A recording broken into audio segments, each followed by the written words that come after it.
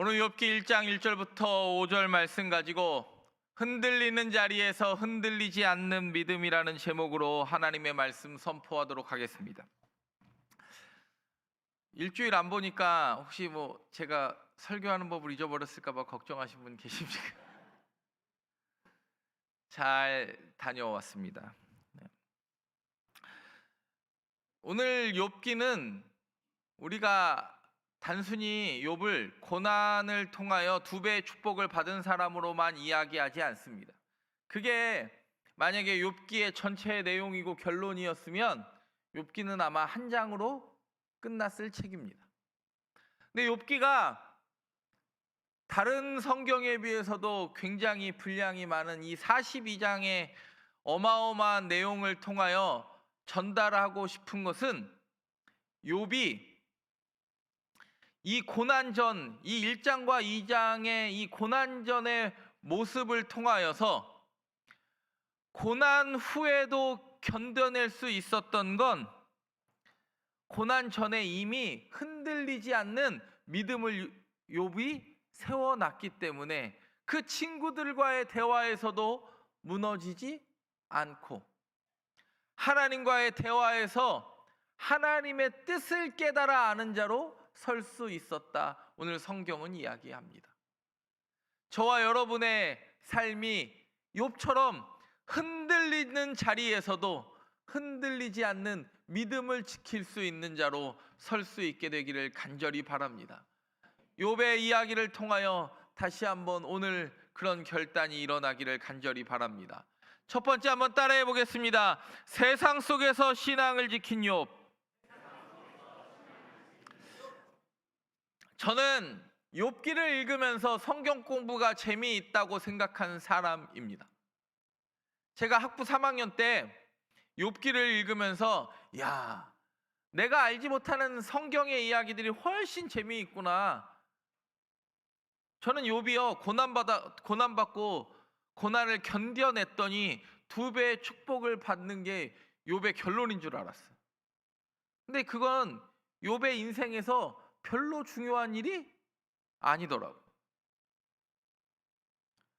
너무 욥기가 재밌는 거예요.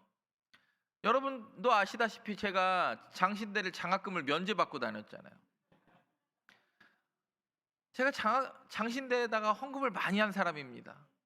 학부 4년, 신대원 3년, 대학원 2년, 박사과정 3년을 오롯이 제 돈으로 이렇게 이 정도 다니면 한 학기 정도는 원래 면제해 줄 만한데 장신대는 그런 건 없습니다. 제가 다 양보를 했죠. 다른 분들에게 다. 네, 제가 아직도 기억나는 게 욥기를 읽으면서 너무 그 하나님의 마음이 느껴져서 우리 집 가훈을 제가 말씀드리지 않았나요? 욥기 42장 5절이 저희 집 가훈이에요. 내가 주께 대하여 귀로 듣기만 하였사오나 이제는 눈으로 주를 배움나이다. 날마다의 신앙이 귀로 듣는 신앙에서 보는 신앙으로의 신앙의 성장이 일어나는 믿음의 그릇이 넓어지는 게 저희 집, 제가 욥기 붙잡고 너무 은혜를 받아서 나는 이 욥기 42장 5절 붙잡고 살겠다. 그래서 제가 아내 프로포즈 할 때 이 말씀 구절 가지고 프로포즈 했어요. 나 우리 가정이 이런 가정 되고 싶다. 물론 지금 그런 가정이 되는지는 모르겠습니다. 근데 욥기가 참 재밌는 게 1절에 보면 이렇게 이야기합니다. 1절 한번 읽겠습니다. 시작. 우스 땅에 욥이라 불리는 사람이 있었는데 그 사람은 온전하고 정직하여 하나님을 경외하며 악에서 떠난 자더라. 그래요.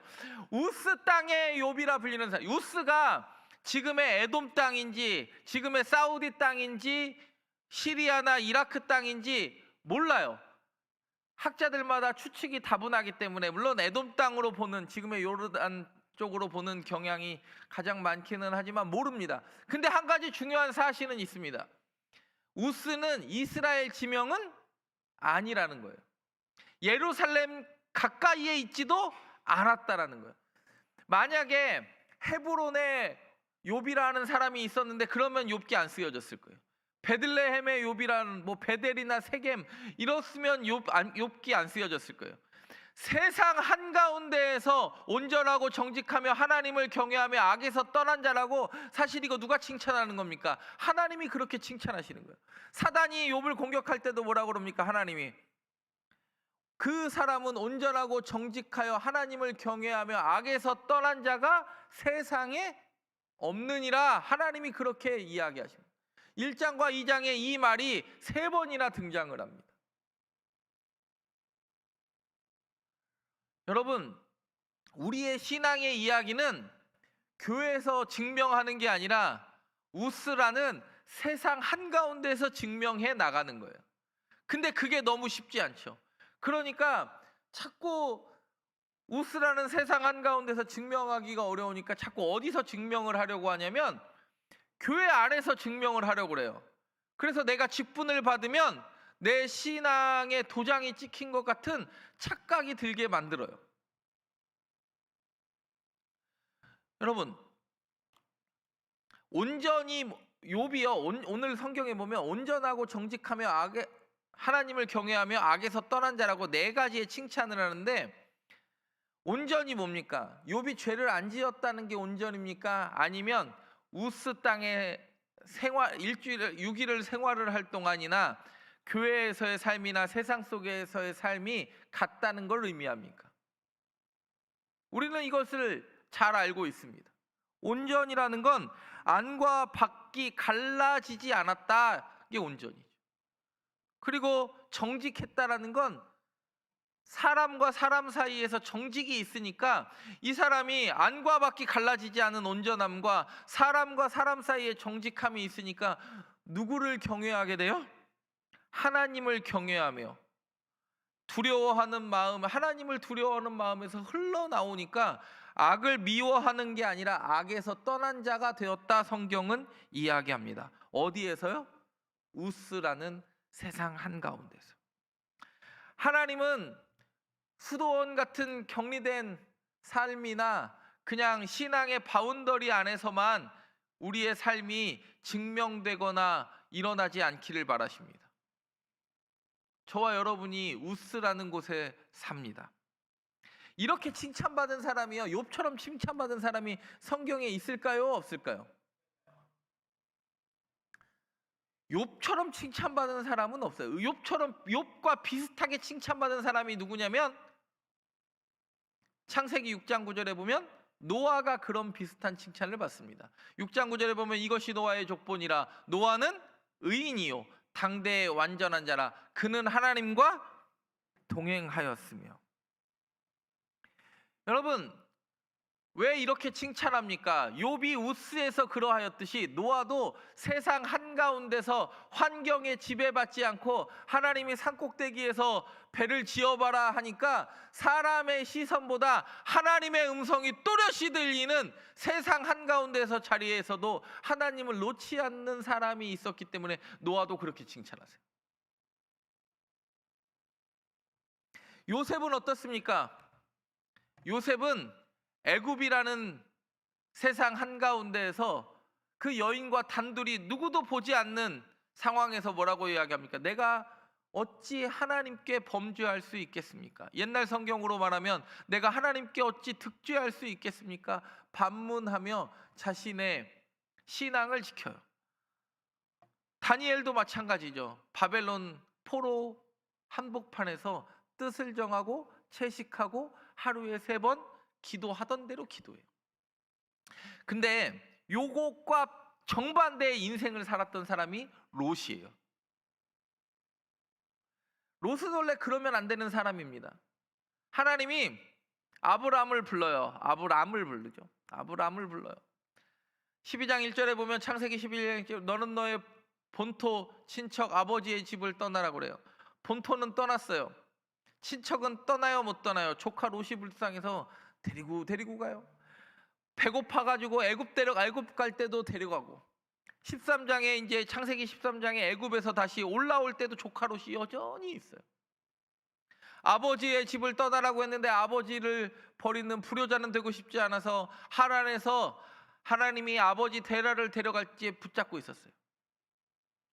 근데 아브라함은 잘 알아요. 내가 누구를 떠나야 하나님이 은혜 베푸실지를. 그래서 창세기 13장 14절에 보면 롯이 아브라함을 떠난 후에, 그러면 바꿔 이야기하면 본토 친척 아버지의 집이 하나님의 약속이 이루어진 후에 너 있는 곳에서 눈을 들어 동쪽과 남쪽과 서쪽과 북쪽을 바라보라 하나님이 말씀하세요. 그렇게 하나님의 명령을 어기면서까지도 자기를 지키려고 했던 사람이 누구냐면 삼촌 아브라함이에요. 근데 자기 눈에 보기에 좋은 데 가요.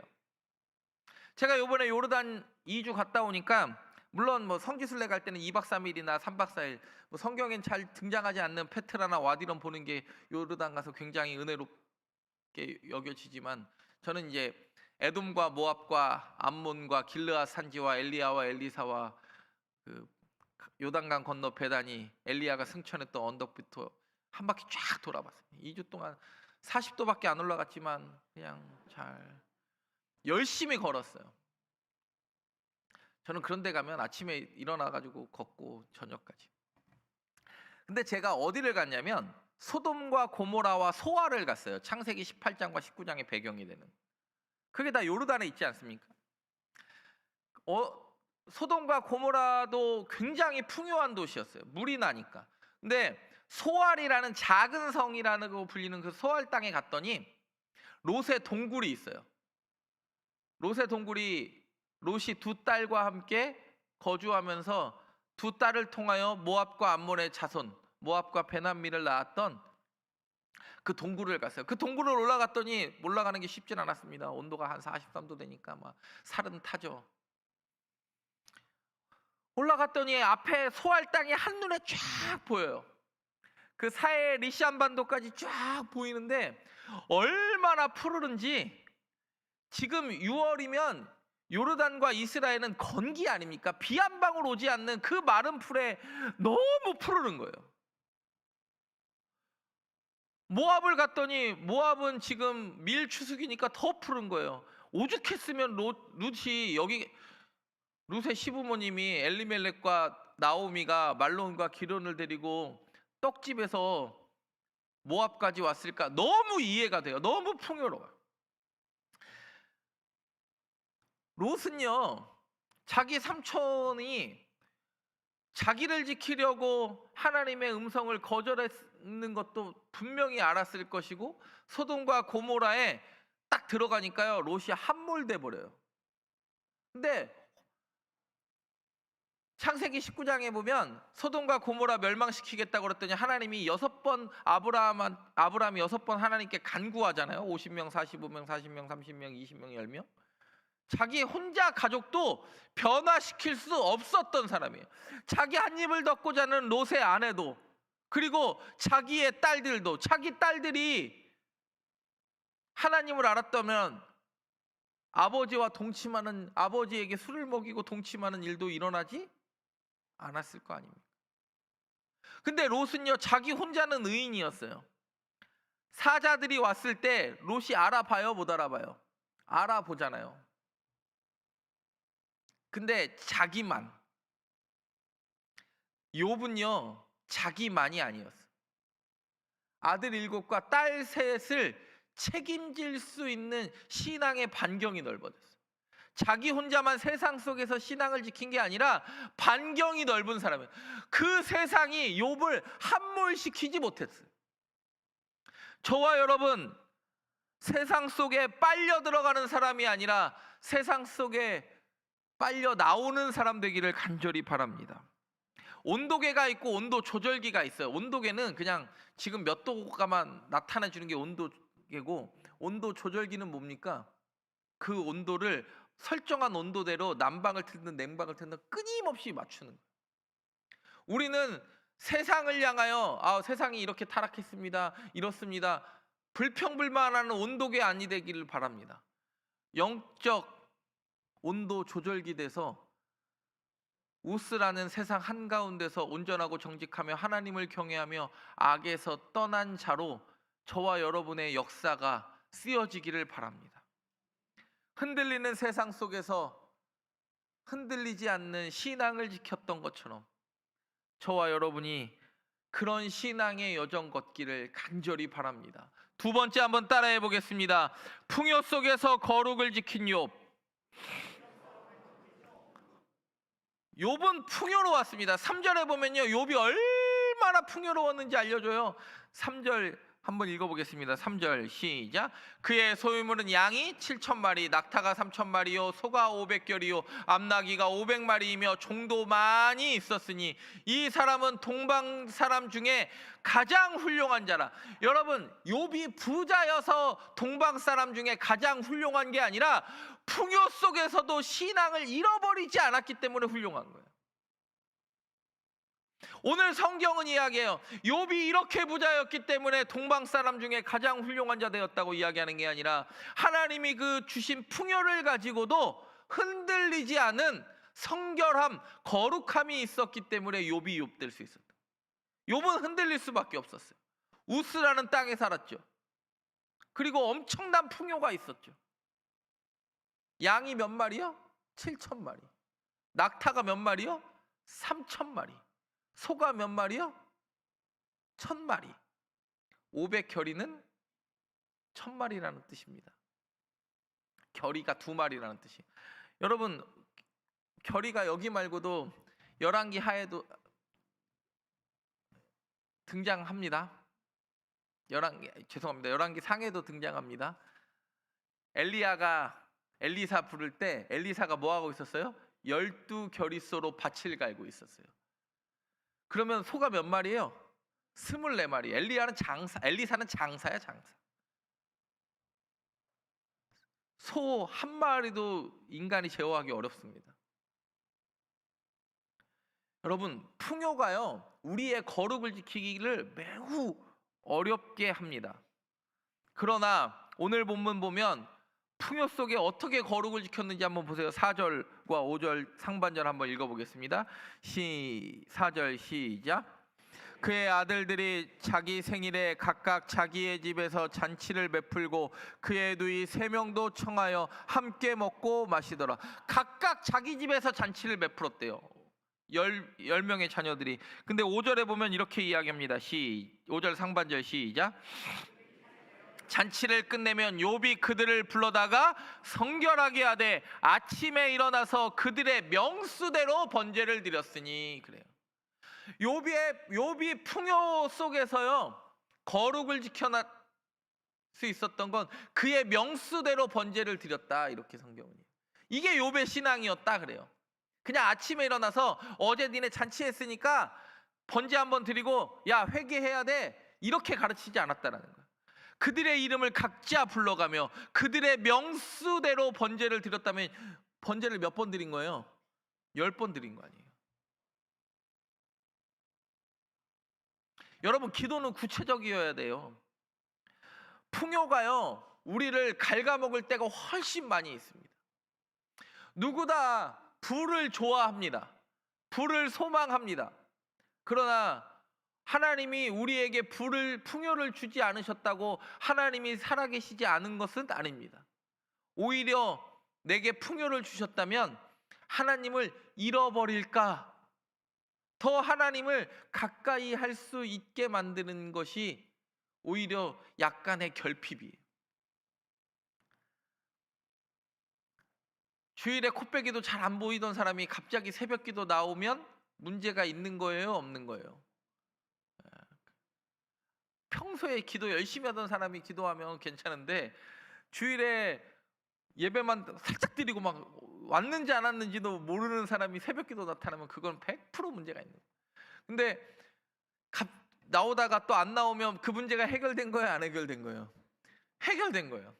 그러면 또 언제 그랬냐는 듯이 온데간데 없이 세상과 나는 간 곳 없고가 아니라 성도와 나는 간 곳 없고 이렇게 되잖아요. 풍요가 굉장히 좋은 거지만 정말 우리를 흔들리게 할 때가 많이 있습니다. 여러분, 유럽 교회도 그렇고 미국 교회도 그렇고 우리나라 교회의 특징이 있는데 언제 교회가 꺾였는지 아십니까? 유럽 교회도 꺾이고 미국도 꺾이고 우리나라도 우리나라가 지금 뭐 교회가 성장기는 아니니까. 언제 꺾이냐면 소득이 3만 불 넘으면 교회 성장이 꺾인다고 그래요. 왜 그런지 아세요? 소득이 1인당 소득이 1년 평균 3만 불이 넘으면 사람들이 먹고 사는 걱정 해요, 안 해요?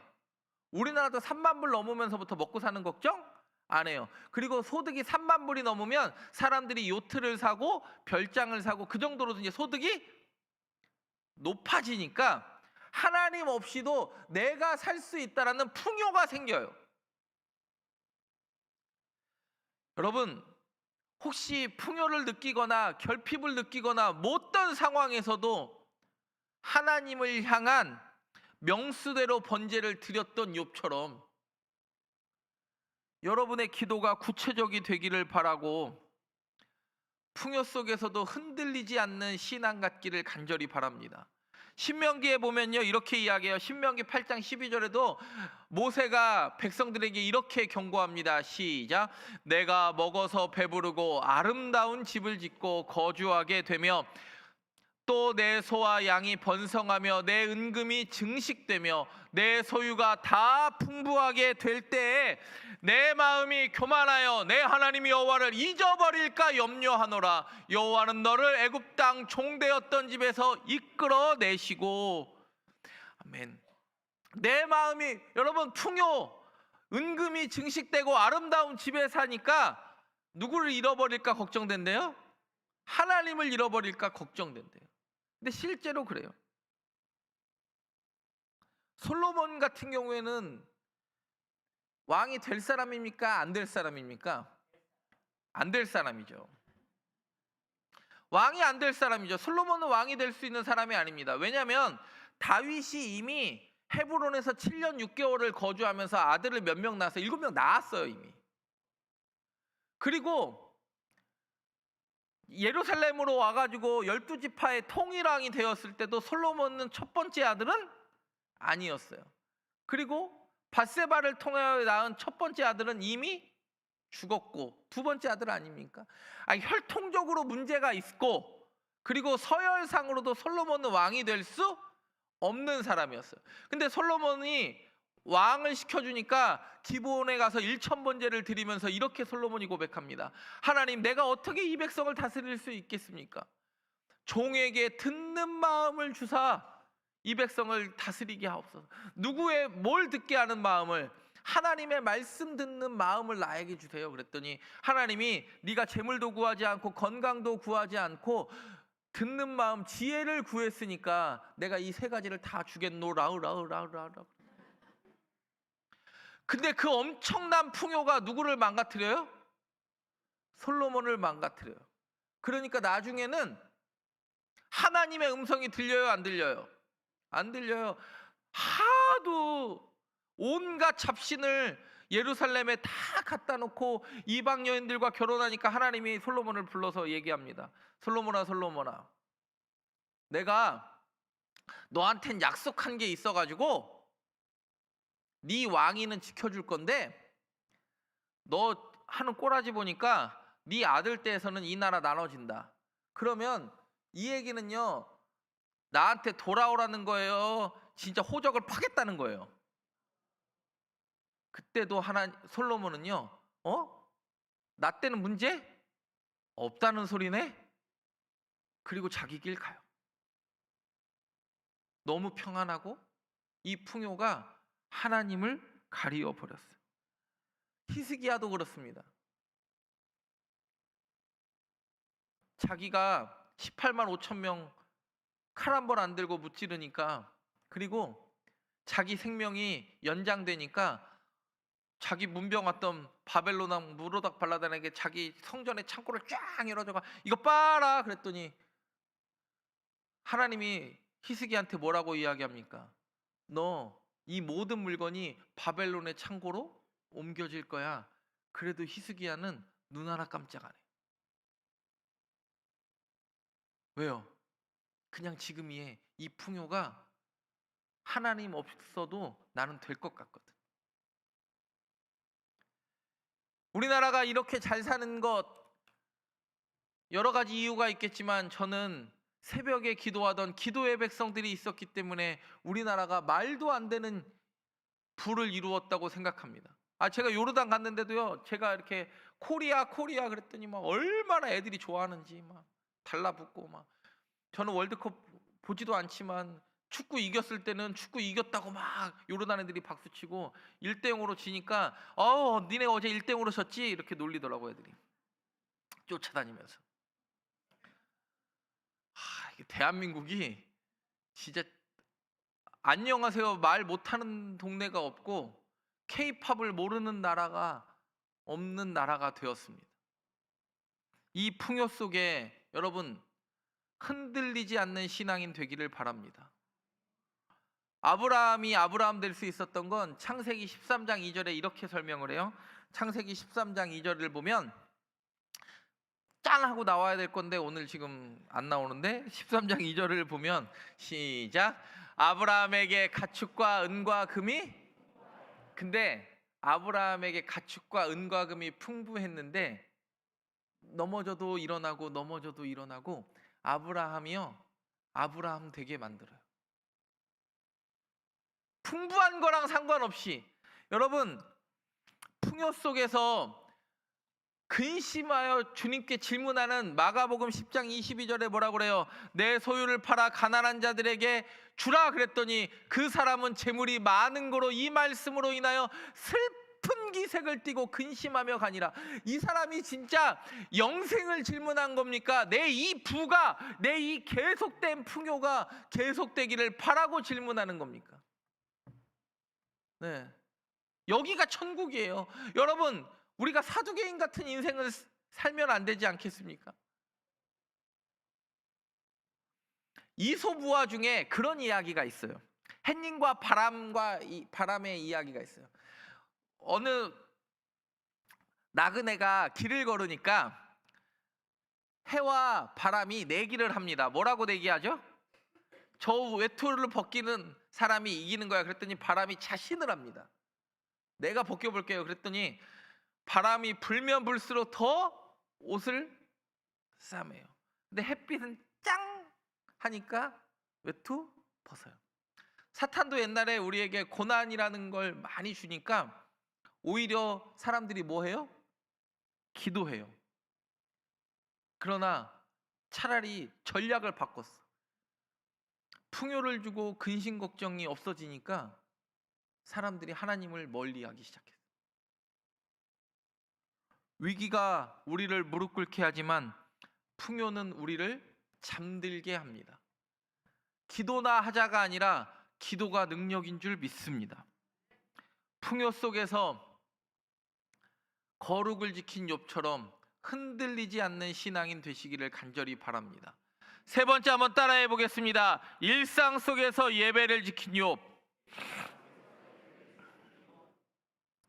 흔들리는 자리에서 흔들리지 않았을 수 있었던 건 욥은 우스라는 세상 속에서, 그리고 그 엄청난 재물과 자녀의 풍요 속에서도 흔들리지 않았어요.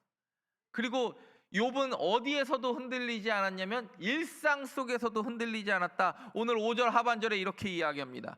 5절 하반절 시작. 이는 욥이 말하기를 내 아들들이 죄를 범하여 마음으로 하나님을 욕되게 하였을까 함이라. 욥의 행위가 항상 이러하였더라. 항상 이러하였더라.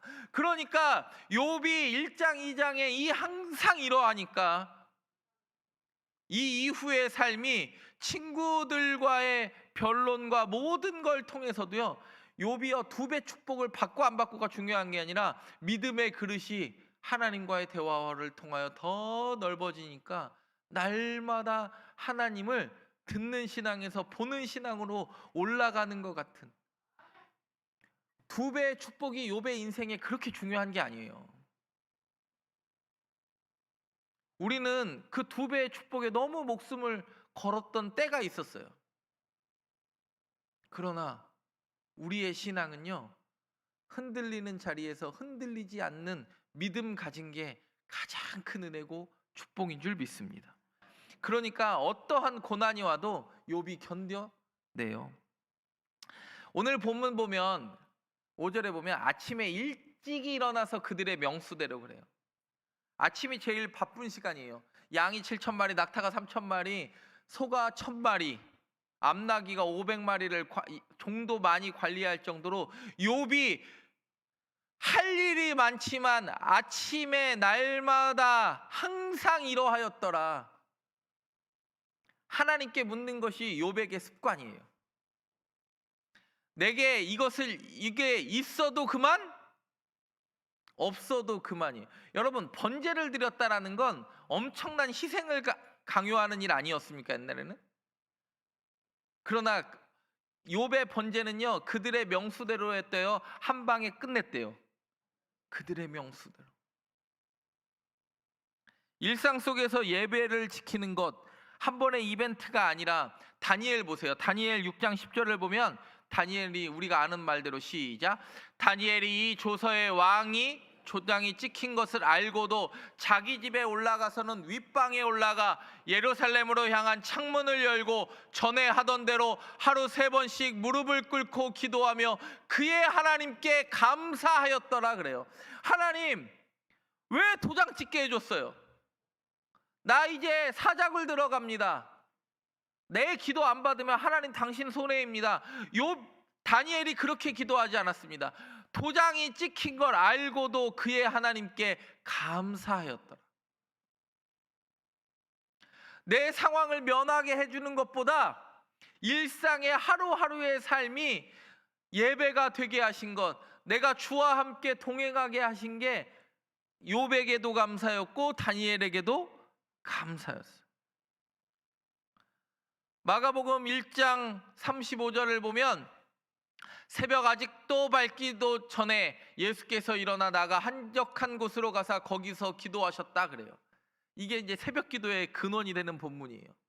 우리가 예전에 그냥 신대원 때 농담으로 마가복음 1장 35절만 없었어도 새벽 기도 없었을 텐데, 이제 그런 얘기를 할 때가 있었는데 농담으로 했다는 얘기예요.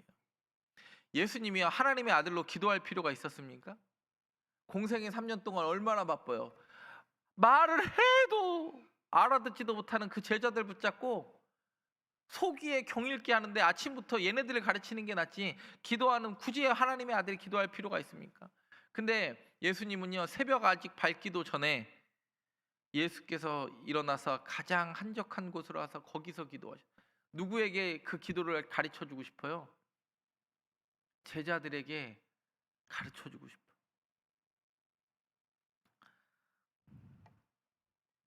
집을 지을 때는 기초가 단단해야 돼요? 인테리어가 화려해야 돼요? 기초가 단단한 집이 오래 갑니다. 근데 눈에 보여요? 안 보여요? 안 보여요. 여기에 철근을 넣었는지 H빔을 넣었는지 우리는 눈에 볼 수 없습니다. 근데 시간이 지나면 지날수록 그 기초의 진가가 드러나게 돼 있어요. 여러분, 일상 속의 예배가 한 번에 여러분에게 무엇인가를 이루어 주지 못할지라도 일상의 예배가 쌓여, 눈에 보이지 않는 예배가 쌓여 여러분을 붙드시는 하나님을 경험하게 될 겁니다. 욥은요, 그 모든 일상에서 흔들릴 수밖에 없는 상황에서 흔들리지 않도록 예배를 지켜냈습니다. 그것이 저와 여러분의 믿음 되기를 간절히 바랍니다. 세상이라는 흔들리는 자리에서도 신앙을 지켰고 풍요라는 그 잔치의 자리에서도 거룩을 지켰으며 일상이라는 흔들리는 자리에서도 매일 아침 예배를 드렸던 욥처럼 흔들리는 자리에서 지켜낼 수 있는 믿음의 백성으로 저와 여러분들이 서기를 간절히 바랍니다. 기도하겠습니다. 살아계신 하나님, 평범한 날들에 욥이 세워갔던 위대한 믿음의 발자취를 보게 하시니 감사드립니다. 평안할 때 미리 믿음의 뿌리를 깊이 내리는 지혜를 우리에게 허락하여 주시고 여전히 하나님을 알지 못하는 거친 우스 땅으로 나아가는 하나님의 백성들이 영적 온도 조절기가 되어 세상을 변화시키고 세상 속에서 예배를 드리게 하여 주옵소서. 내 삶이 형통하고 부족함이 없는 풍요의 시대를 걸을 때에도 거룩의 삶을 살게 하시며 욥의 행위가 항상 이러하였다라고 하신 말씀처럼 날마다의 삶이 예배가 되게 하여 주옵소서. 예수 그리스도의 이름으로 기도드립니다. 아멘.